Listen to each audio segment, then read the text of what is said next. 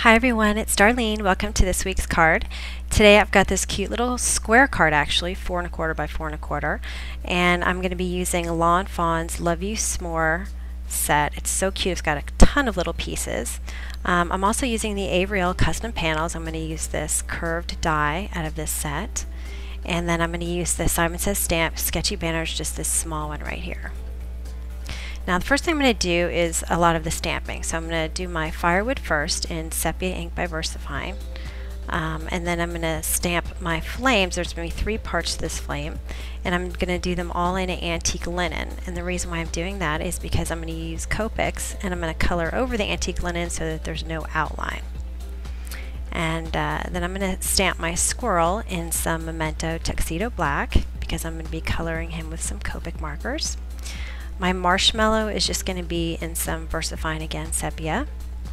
And then I've got Love Letter, which I'm going to be stamping these little swirlies that come out of the fire, and then also a few hearts that come out of that. I'm just going to randomly do 3 different hearts. It's always good to use an odd number. And so now I'm going to start with my Copics. Now, my VersaFine didn't come out as solid as I would have liked. I think I need to get a re-inker for it. So I'm just going to use some E29. I'm just going to go over some of the darker areas. And it worked out better anyway, because then I get a little bit of dimension here with some Copics. And this is E25. Now these are the colors I'm going to be using for the back flame. This is R22, 27, and 29. And as you can see, I'm going to be careful to cover right over the antique linen with my darkest, and I'm going to be using dark on the shadow areas, or the areas that are furthest away from the light, and that'll be on the left side and a little bit on the right. And this is R27, which is going to be my medium color. And I usually go around the other side, the right side, with the medium color. And I'm going to be careful to stay in the lines here because I'm not going to be cutting this part out. And then finally, this is R22. And it's a little hard to blend this because this is a little bit lighter, but you want to be careful not to put too much ink down when this sort of thing happens, because over time it'll blend a little bit more, and you don't want to oversaturate. So now for the orange flame, I've got YR00, 04, and 09, and I'm going to do the same exact thing. So I'm using the darkest one, the YR09, on the left side of my flame, and a little bit on the right, and then I'll move in with my medium color, YR04, and then finally YR00 as my lightest. And I'm going to blend it all together. And I think it's okay if you don't have on these flames perfect blending, because fire is kind of in pieces anyway. So alright, so it's hard to see the numbers there, but it's Y11, Y15, and Y17. Alright, now for my squirrel, I'm going to use 4 different colors here. You probably don't need one of those middle colors like this one right here, which is E39. You can probably do without that. But since I had it, I figured I might as well use it.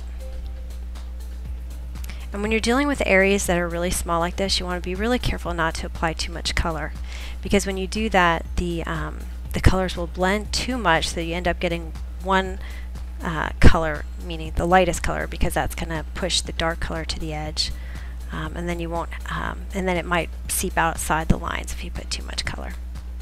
It's really hard not to put too much color, I understand. You just keep wanting to add more until you get it perfect.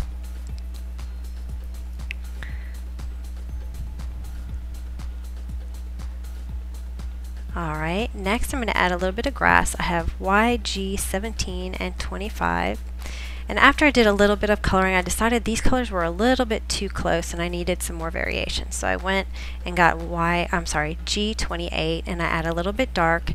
Notice a little bit to the left, under and to the left of the flame, and then under and to the left of the squirrel, because my light source is coming from the right. Now my marshmallow, I'm using E43 and E40. And again, it's a small area. And then I took a 0 and I just tapped it a little bit to add a little bit of a reflection. Now I started cutting it out, and then I decided to use my Wink of Stella pen first, that it would be easier to do this before I cut it out. So this is the clear, and I colored all 3 pieces of the flame, and it's not really glitter in my opinion. I think it's more of a shimmer. It's just perfect for the fire. So I let that dry and cut the 2 flames out. Now I've got the stick that the marshmallow is on. I'm going to use my VersaFine brown again, sepia, just making sure I get it in the right place. And then again, I had to color it over it with a marker because it just didn't come out very well. I need to get that re-inker. So my marshmallow I'm going to pop up with a dimensional. It's just foam adhesive by Stampin' Up. They come in little circles and you can cut them into smaller pieces, which I did to put the two other flames there on top of the red. Now it's time to cut this out, so I'm just going to use my Avery L die, and I wish I had put those hearts a little bit closer to the line because it kind of was just inching a little bit too far up there, but I guess it's fine. Alright, so my die wasn't quite long enough, so I just trimmed the excess with the scissors by hand. And now I'm going to work on the background. This is a 6x6 Impression Obsession cover card, and it's called Fluff, and it kind of reminded me of the flames. So I'm going to stamp it in Avery L Fizz, I think it's called, and it's just an orange kind of pigment ink.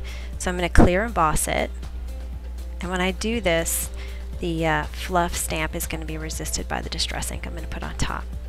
So I'm going to take some fired brick and use my ink applicator and just apply it in tiny circles. I'm going to fast forward or make this quick here. So I'm just going to cover my whole card, and I start off usually with a light cover, and then as I get more and more ink on the paper I'll put more pressure, and then I'll go around again and make it a little bit darker. It's better to start light because that way you'll avoid those rectangular marks. Now to wipe away the embossed areas, rather than taking a baby wipe and placing it directly over my cardstock, I take a tissue, a dry tissue, and I dip it into a wet baby wipe, and I use that to wipe away the ink from the resisted areas. Because that way it doesn't remove as much ink. It wouldn't have removed the fired brick. So anyway, okay, so here's some early espresso Stampin' Up cardstock, and it's just a dark brown cardstock. And these are two of the sentiments in the Love You S'more set by Lawn Fawn, and so I'm going to white emboss those. And I did them on the edge so it'd be easy for me to cut them out, so I just used a trimmer on that. Now I'm going to take my sketchy banner out, and I've got my Nina Solar White cardstock, and I'm going to run that through the Sizzix, and then I'll stamp this with the S'more. And this again is the VersaFine. Now I'm really dipping it in a lot to make sure I get good coverage here, and it actually came out pretty good.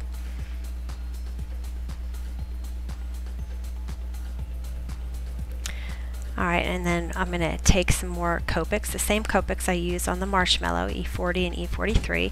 I'm going to make this sentiment look kind of like a marshmallow. So I'm starting at the edge with the dark color, I'm just kind of flicking it upward, and then I take the medium, the E40, and just kind of blend it up a little bit into the white. And I'm just going to leave the middle just plain white. Just add a little bit extra 43 for some dark area. Okay, now I'm going to put it all together. This is just my ATG gun, and there was a part that kind of messed up on the fired brick piece, so I just covered that up, nice and convenient, and then put it on my 4 1/4 by 4 1/4 Nina card base.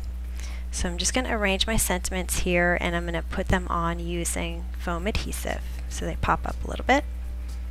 And I'm going to put that top one on a diagonal just to make it a little more interesting.